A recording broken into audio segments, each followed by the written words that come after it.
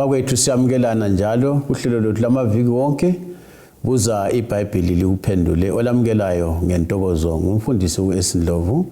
Ngihamba lempofu ezimbili uOP lo CK. Siyathokoza ukubana babe phakathi kwethu. Bafundisi siyalamukela. Siyabonga mfundisi. Salibonani balaleli. Siyalamukela kuhlelo lwethu buza iBhayibheli likuphendule. Okhulumayo ngumfundisi umpofu CK. Salibonani balaleli, siyathokoza njalo ukuhlangana kuleli viki lapho esikholisa khona ndawonye ukufunda ilizwi likaThixo. Sengathi uNkulunkulu angasenzela umusa asiphe ukuzwisisa. Mfundisi uOP Mpofu, siyabonga. Siyabonga bafundisi, siyabonga balaleli. Silokho sikhangele incwadi kaSambulo sichukana la incwadi emangalisayo. Lethemba lokuthi lapho elisizwa likhona liyaphathiseka ngale incwadi ekaSambulo. Kulo gwalo-ke esikhuluma ngalo maviki wonke angizukudinwa ukubana ngikhulume ngalo lubizwa kuthiwa i-great controversy ngesilungu kumbe impikiswano enkulu phakathi kwaKristu loSathane. Silunika kungelambadalo. Ungathumela umbiko wakho ulucele lolu gwalo siyalungisa ukuthi ungaluthola kanjani. Bafundisi, asingeneni endabeni yethu namhlanje. Sikhangela uSambulo ngo-17. Sizacela umfundisi uCK asibalele. Siyabonga mfundisi, ngizafunda kusukisela evesini lakuqala ngiye kuma kwelesithupha. Sambulo ngo-17 ithona ke kwasekuza enye ezingilosi eziyisikhombisa ezazinezitsha eziyisikhombisa. Yakhuluma nami yathi, woza lapha ngikutshengise ukwahlulelwa kwesifebe esikhulu esihlezi phezu kwamanzi amaningi. Afeba naso amakhosi omhlaba nabakhileyo emhlabeni badakiswa yiwayini lobufebe baso. Yayingisa enhlane ngikumoya. Ngabona owesifazana ekhwele isilo esibomvu sigcwele amagama enhlamba sinamakhanda ayisikhombisa nezimpondo eziyishumi. Nowesifazana wayembethe okububende nokubomvu evunule ngegolide nangamatshe anenani namaperele. Ephethe isitsha segolide ngesandla sakhe sigcwele amanyala nokungcolileyo kobufebe bakhe. Nasebusweni bakhe kulotshiwe igama eliyimfihlakalo lokuthi iBhabhilona elikhulu, unina wezifebe nowamanyala omhlaba. Verse 6. Ngase ngibona owesifazana edakiwe igazi labangcwele negazi labofakazi bakaJesu. Uthe lapho ngimbona ngamangala ngokumangala okukhulu. Incamleli inkonyane mfundisi CK indaba lapho ngani indaba eqatha. Siyabonga mfundisi wami. EBhayibhelini njengobana ke sifundile esiprofetini sika Daniel, safunda lesiprofeti sika Sambulo. EBhayibhelini owesifazana umele ibandla. So sizananzelela ukuthi siqhubekela phambili ngokuya kulaba isifazana ababili omele ibandla leqiniso longamelanga ibandla leqiniso. Lokhu sikuthola ikakhulu encwadini kabase-Efeso isahluko sesi-5 lapho esithola khona uJesu ekhuluma nika umzekeliso wokubana ke ibandla limele owesifazana lendoda imele uJesu. Ngingafunda engxenye ivesi ngelika 25 kwabase-Efeso 5 ivesi ngelika 25. Ithona ke madoda thandani omkenu njengalokho uKristu ulithandile ibandla wazinikela ngenxa yalo ukuba alingcwelise alihlambulule ngesigeziso samanzi ngezwi. So yikho lapho esithathela khona ukuthi owesifazana umele ibandla. Kuhlonitshwa mfundisi ukuthi uNkulunkulu omama abafanisele ibandla lakhe kakhulu kazi. Akafanisanga lo baba. Hayi ufanise lo mama ukutshengisa ukuqhakatheka lokuhlonipheka kwamama. Mfundisi Obi, umama lo vezwa lapha njengoba sithi umfundisi lapha kukhanya kulezinto eziningi lamagama alukhunyana amchasisayo. Ungasincedisa kanjani kakhulu ngasikhangela lo okuSambulo 12 loku 17 sikhangela njalo ukuthi nxa sikhangela abakumele bona bomama singakuchasisa kanjani. Siyabonga. Engcenye singasungula ukuthi siveze ukuthi kusambulo kulabo mama ababili. Kulomama oqotho lo mama oyisifebe ongaziphathiyo. So umama lo oqotho simthola kusambulo ngo-12. Umama oyisifebe simthola kusambulo ngo-17. Omama laba bamele amabandla amabili yokubana kwakhulunywa lapha ukuthi ibandla leqiniso limelelwe ngumama oqotho. Ibandla leli elamanga limelelwe ngumama oyisifebe. So ungananzelela kulomahluko nje ocacileyo phakathi kwabomama laba ababili. Ungakhangela umama lo okusambulo 17 lapha okuyiso isahluko sethu sakuleli iviki. Uthiwa umama lo ume phezulu kwamanzi amanengi. Ungahamba kusambulo ngo-17 khona ivesi ngo-15 iza kutshela ukuthi amanzi owabonileyo amele amaxuku abantu. Kusitsho ukuthi abantu abanengi. So umama lo ume phezulu kwabantu abanengi ngezindlela imfundiso yakhe yeme ebantwini. Kodwa ungabala ngomama kasambulo ngo-12 ivesi ngo-1 lo-2 ithi umama lo waye eme phezulu kwenyanga ngesikhiwa imoon. So sike sakuchasisa ukuthi ukuma kwakhe phezulu kwenyanga inyanga imele imfundiso yeTestament elidala. So usitsho ukuthi umama lo okusambulo ngo-12 ibandla leqiniso leyeme phezulu kweBhayibheli.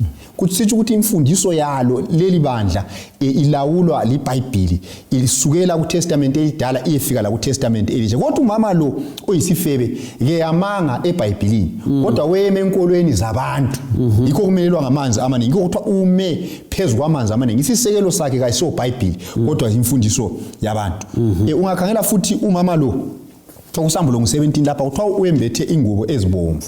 Ikhala le umbala obomvu eBhayibhelini umele isono. Sokuthi ibandla leli libandla eliyekethisayo eligcwalisa isono ebandleni. Then ngale kumama lo okusambulo ngo-12 kuthiwa umama lo umbethe ilanga. Sikuchasisa kusambulo ngo-12 sakuveza ukuthi ilanga limelele iTestament elitsha imfundiso yeBhayibheli kuTestament elitsha. So umama lo okusambulo ngo-17 lapha singakufunda embalini nanzela ukuthi umama lo ibandla leli lavumela isono sangena ebandleni kwagcina kuthathwa amasiko abantu kwaba yiwo ayinkolo kulokuthi kuthathwe iBhayibheli. Ukanti umama kasambulo ngo-12 uyalikholwa lonke iBhayibheli yikho eme phezulu kwenyanga embethe ilanga iTestament elidala leTestament elitsha. So ibandla likaNkulunkulu leqiniso libonakala ngokulalela iBhayibheli, libonakala ngokwenza intando kaNkulunkulu. Ungakahluki kuwe kwabomfundisi nxa ungasincedisa ukuthi ukhuluma ngengubo ezibomvu. Ukuthi zimele khona lokho ukunyamangala ukuthi ngitsho lomphakathi umama ongaziphathiyo kamkhangeli kuhle kunjalo. Kuyamangalisa ukuthi khona lokho ukuthi umphakathi uyaqhakathekisa umama ozigcinile oziphatha kuhle kunjalo. Umama ongaziphathi kuhle ngikhuza umama laba ababili okhuluma ngabo. Ungakunanzelela leBhayibhelini kuTestament elidala unxa uIsrael wayesehlamuka ehlamukela uNkulunkulu kufaniswa lo mama osehlamukela umkakhe. Indaba kaHosiya loGoma iyasincedisa ukuveza khona lokho ngokucacile. So ukuhlamukela uJehova lokuyekethisa imfundiso yeqiniso sibaleka kuThixo ufana lo mama ongasathembekanga kumkakhe. Yikho sikubonayo lapho. Siyabonga mfundisi CK sincedise usiya phambili ngalo mama ikakhulu nasiqathanisa lo oka Sambulo 12. Ngiyabonga mfundisi wami.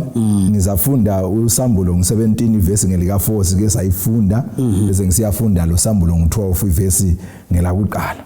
uSambulo ngo-17 ivesi ngelika4 ithona ke nowesifazana wayembethe okububende nokubomvu evunule ngegolide nangamatshe anenani nangamaphereli ephethe isitsha segolide ngasesandleni sakhe sigcwele amanyala nokungcolileyo kobufebe bakhe. uSambulo ngo-12 isahluko sakuqala ibisisithi ivesi lakuqala ethona ke kwaba khona ezulwini isibonakaliso esikhulu owesifazana embethe ilanga nenyanga ngaphansi kwezinyawo zakhe nasekhanda lakhe kukhona umqele wezinkanyezi eziyishumi-2. So nxa siqathanisa njengoba ke sekhulumela lapha umfundisi OB sinanzelela ukuthi okububende nokubomvu lokho okububende kumele izembatho zobukhosi zokubusa kodwa ke okubomvu khona kumele isono. So lo oka-17 kuyacaca ukuthi kumele ibandla eliphikisana lebandla likaNkulunkulu elingayisilo leqiniso. Lo okaSambulo chapter 12 lapha ke kakhulu sigcizelela inkanyezi ezili-12 kutsho ke ukuthi imfundiso yaleli bandla ihambelana lemfundiso yabapostoli bakaJesu ababeli-12 akwehlukani abakufundisayo labakuphilayo kuyahambelana. So leli libandla eliqotho ibandla leqiniso uJesu alisungulayo labafundi bakhe futhi abangena kulo bafela kulo.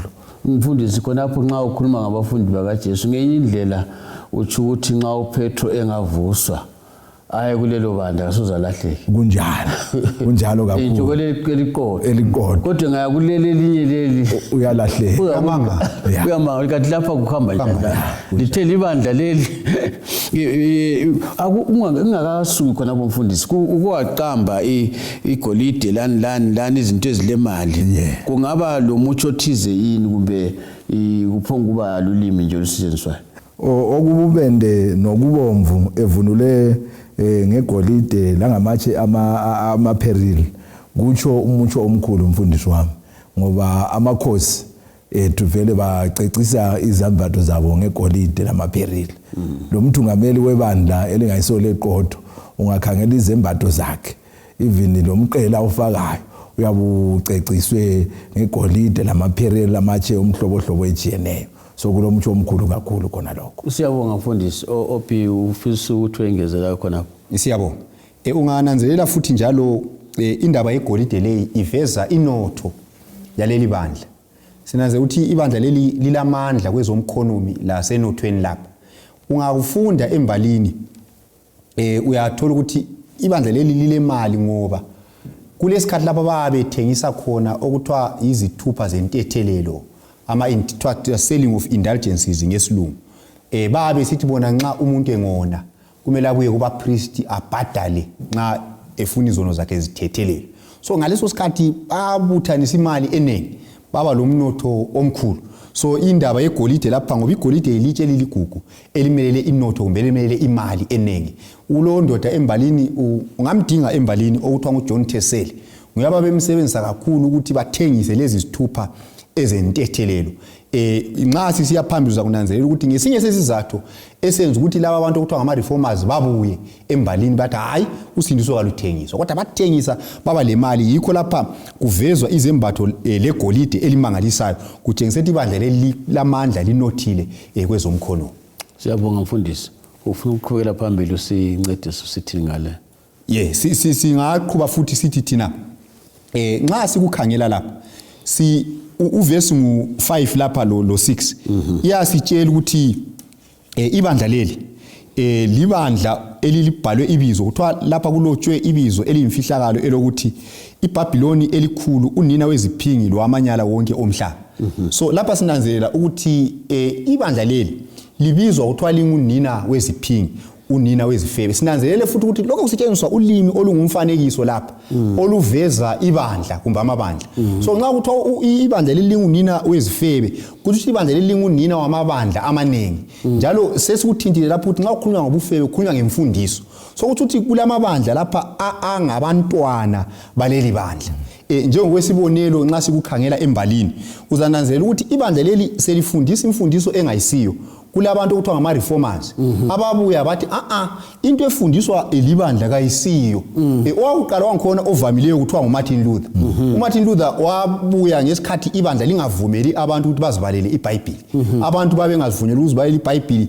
Omunye walawa madoda abangama-reformers wangena e-library wathola iBhayibheli lifihliwe selize lagcwala umuhla walithintitha waqala ukulibala. So abaningi baqala ukubona ukuthi kulento eziningi ezikhulunywa eBhayibhelini lapha eziphikiswa libandla. So uMartin Luther ngo-October mhla ka-31 wabhala ke imfundiso zakhe ezingu-95 wayazibethela emnyango we-university okuthiwa yi-Wittenberg, i-university yebandla lekhatolika eliyilo elalithungamela ngaleso sikhathi. So esenze njalo wakuveza sobala ukuthi umuntu kathengi isindiso, akumelanga umuntu abhadalele usindiso, umuntu usindiswa ngomusa ngokukholwa kuJesu Kristu. So Martin Luther bamxotsha ebandleni ngusiyafika u-1521 mhla ka-15 January bamxotsha ebandleni. Then uMartin Luther esexotshwe ebandleni ngemva kokufa kwakhe kwaba labalandeli bakhe.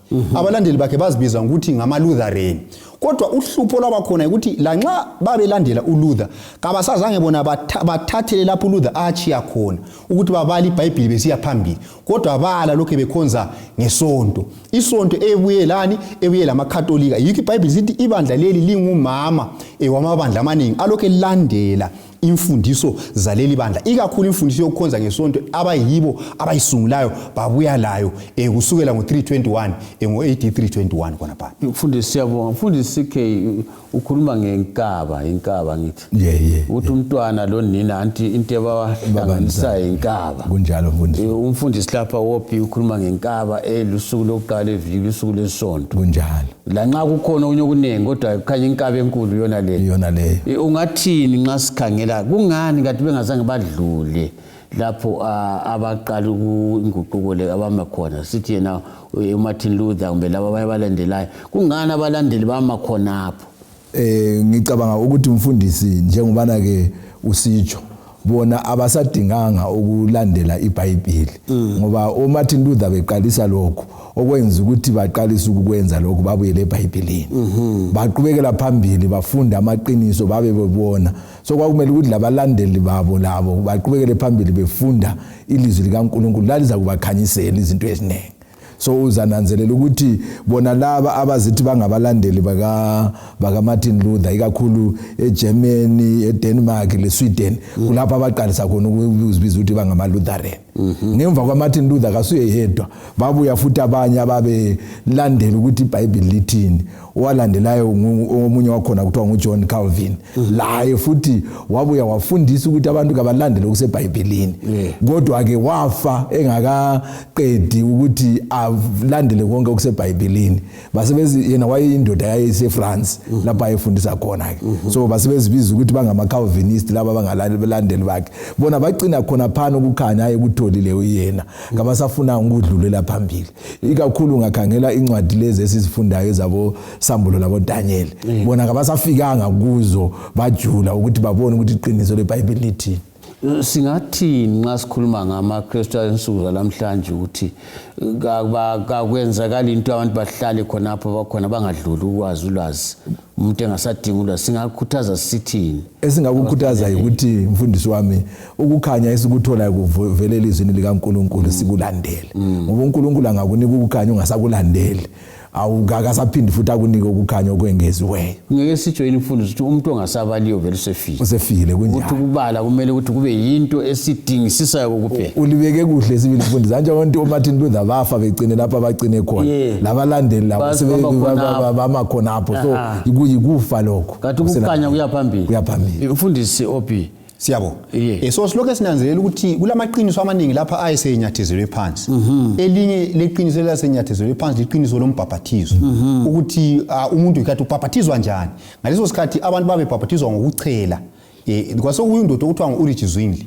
URich Zwingli wathi eBhayibhelini kakubhaphathiza umuntu ngokuchela. Ubhaphathiza umuntu ngokucwiliswa kanye emanzini. So nguyawabisela abantu embhaphathizweni weqiniso. Ngemva kwakhe uRich Zwingli lo abalandeli bakhe bathi bona bangama-Anabaptists.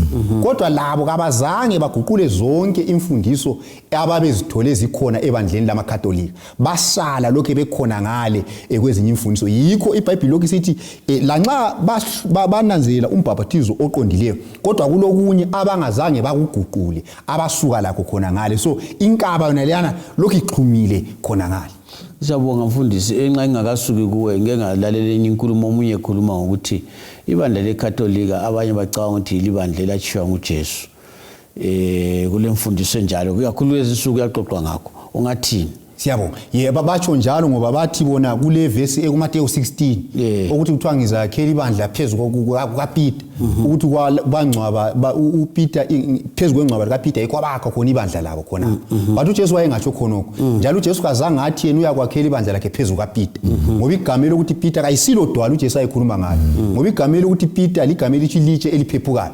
Kodwa igamelo ukuthi idwala uJesu yena ngokwakhe. So Jesu wayesithi ibandla lami ngilakhela phezulu kwami. So ibandla lika Jesu libandla elilandela iBhayibheli, ibandla eligcina yonke imithetho kaNkuluNkulu, likholwa konke okukhulunywa nguJesu. So imfundiso ethi yona ngenxa ukuthi ibandla leKatolika lakhelwa phezulu kwengcwaba likaPeter yilibandla lachiwa nguJesu ayikho eBhayibhelini. Njalo uJesu kazange afaka upopu.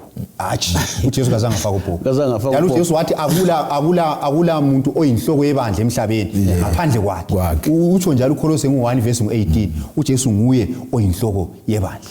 Umfundisi sikhe inzima indaba engaye sizama ukuyigoqela ngamafitshane kuyafanana. Siyabonga. Kuyafanana nje sigoqele ngamafitshane ukuthi ikakhulu nxa sikhangela laba ababuya muva bezama ukuphuma ebandleni leKatolika bedinga iBhayibheli ukuthi kanti baphelela ngaphi. Siyabonga. Uzananzelela ukuthi embalini laseBhayibhelini sifunda ngoJohn Huss. uJohn Huss laye waletha izinto ezinengi kakhulu ezazibisela abantu eBhayibhelini. Waze wafa etshiselwa inkolo yakhe. So abalandeli bakhe labo bazibiza bathi United Brethren. Uzananzelela ukuthi kasuye yedwa ke, uzananzelela ukuthi United Brethren lay ngokuya kwesikhathi eEngland bagcina amabandla lawa wonke ayephuma elandela laba ababethole ukukhanya ukuthile kodwa bengatholanga konke. Baba eEngland babuya bazibiza bathi iChurch of England okubizwa kuthiwa iAnglican Church la namhlanje. Bonke baphuma kuKatolika. Bonke baphuma inkaba yabo ngayikhangela usuku yiyo ebahlanganisayo. So uzananzelela ukuthi ukukhanya kabasadlulanga baya phambili belandela ukukhanya uJesu wabuya wabakhanyisela khona labafundi bakaJesu babuya bakhanyisa futhi bona bahle bama kuma reformers khona pha. Siyabonga mfundisi Obi la enzafica ukuthi ugoqele ngenxa yesikhathi sethu. Siyabonga. Kukhulunywa ngamadoda amanye lapha njengabo John Knox. uJohn Knox laye abalandeli bakhe bazibiza ukuthi ngama Presbyterians. Bazibiza ngaleyo ndlela labo John Wesley, Charles Wesley yibo abalandeli bababiza bethi ngama Methodists. So ungananzelela bonke laba bayaphuma ebandleni leKatolika. Kodwa inkaba yabo isala lokho injani ikhonale ngenxa yani ngenxa ezinye imfundiso abangazange baziguqule eziphikisana lani leBhayibheli. So lapha nxa kuthi ukuthi nxa iBhayibheli sithi owesifazana lo ngunina wezifebe ukuthi yena nguyomkhulu ngoba nguye waguqula ikakhulu usuku lokukhonza walusa kusonto. Then laba abanye abazithi bona baphuma kuye la nxa besithi baphumile kodwa lokho bengabantu abakhe ngoba inkaba yabo ikakhulu ngokwemfundiso yokukhonza ngesonto lokho inamathele khona ngathi bayakukhuluma futhi ungakulandela nje embalini bayakukhuluma bona abeKatolika ukuthi la amanye amabandla ngamadodakazi abayakukhuluma ukuthi laba ngabantu abethu kumele baphenduke ekhaya. Nxa sisiya phambili siza kuthinta ke ukuthi sizafika vele isikhathi sokuthi bazabuyela futhi khona ngale babe munye njengokukhulunywa leBhayibheli. Kodwa lapha kuthiwa wesifazana lo ungumama wezifebe kusitsho ukuthi nguye umama wenkolo zamanga, nguye umama wamabandla afundisa inkolo engekho eBhayibhelini. Mfundisi singakadluli abalandeli imbali yokuthi bathi ibandla leKatolika yili ibandla elidala kulawo wonke lizala wonke. Singasabali lawo madodakazi ngobudala balo nxa besifuna ileli dala. Singabancedisa njani ukuthi imbali le singayiqondisa njani lapha eGobe khona? Siyabonga. So ukufuza ukuthi imbali inanzelelwe kuhle. Sike sakuthinta ezifundweni ezidlulileyo ukuthi ibandla leli leKatolika leli kunesikhathi lapho elaba lamandla khona kwezombangazwe. Yikho lapho kumele indaba ikhona lapho. Okwenza ukuthi yili ibandla lakuqala laba lamandla ombangazwe lanyathezela phansi amanye amabandla wonke. Laselisithi lona wonke umuntu sokumele akhonze nini ngesandi. Lawana amanye amabandla ngokwesibonelo kulabantu othiwa ama-Waldenses ababekholwa ukuthi kumele balandele ini iBhayibheli babe ngasavunyelwa ukukhonza ngokusemthethweni ngoba uhulumende wayesengoweKatolika. So iKatolika yathi wonke umuntu echechi ngesande wonke umuntu sokumele athenge usindiso. Labana babekhona belibandla likaNkulunkulu eliqiniso kodwa lifihlakele. Asobantwana beKatolika. Asobantwana beKatolika ngoba vele bekhona kodwa becachile. Omunye kufanisa ngestimela futhi isitimela nxa sihamba kulesikhathi lapho esifika singena khona ngaphansi kwebridge so singangena ngaphansi kwebridge isitimela esifana naye singene ngapha yiso futhi siyathuja ngale kwebridge asitshintshi so ibandla likaNkulunkulu ngesikhathi iKatolika kuyizibambili la ngena ngaphansi kwebridge la khonza licachile kwathi ke sokukhululekile iKatolika ingasela amandla ibandla likaNkulunkulu laphuma ngale kwebridge lokho lelibandla elifanayo elisuka ku-Old Testament ku-Abraham libuye kuJesu libuye kubafundi bakaJesu lokho lilandela inkolo yeBhayibheli so ibandla likaNkulunkulu alizange ngelilahleke livele likhona kusukela kuTestament elidala kuze kube namhlanje. Siyabonga mfundisi sike sesiphetha indaba yokuthi abantu bathi amabandla wonke akhona la igcina isabatha lebandla lesabatha eligcina usuku lesikhombisa umntwana webandla leKatolika wena ungakuthini ngunina yini unina mina lokho angivumelani lakho mfundisi ngesizathu leso eBhayibhelini ungaya kuTestament elitsha ibandla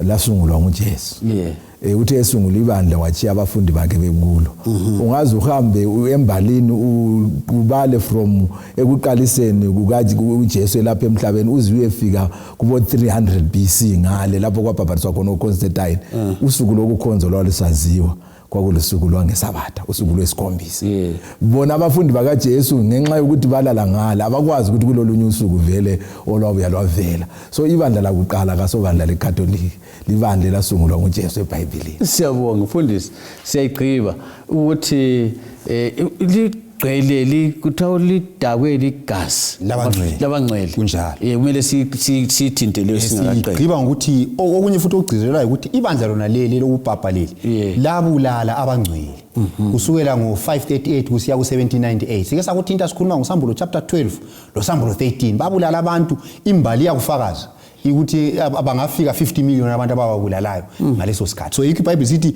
badake ligazi labangcwele babebulala abangcwele babebulawela ukulandela imfundiso yeBhayibheli yeqiniso njengokukhonza ngesabatha njengokuyala ukuyathenga usindiso babekubulawela khonokho bezingelwa bebulawa kodwa bama bemele iBhayibheli bekhonza ngesabatha begcina imithetho kaNkulunkulu baze bafa. Sigqiba lapha sihlobo zami kwalamhlanje kodwa siyayibamba sisiya phambili wena ungasuki usilandele kakuhle inkosi ibe lawe ekubusise sidibane njalo kuvikela izayo endaweni efana nayo ngesikhathi esifana nayo. Siyabonga.